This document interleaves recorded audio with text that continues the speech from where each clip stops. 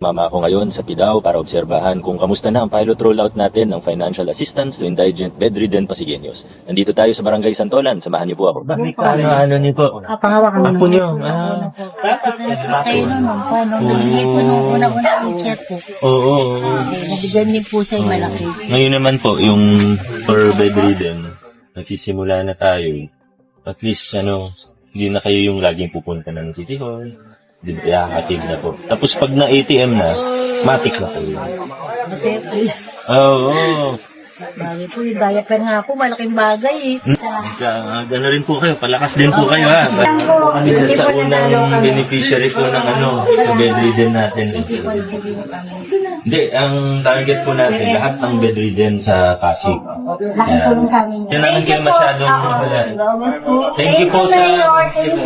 God bless you po. Umaga po. Hindi na kayo pipila. Alam nyo, at least may regular na papasok. Sa LGU na. Sige, ingat ha. Salamat po.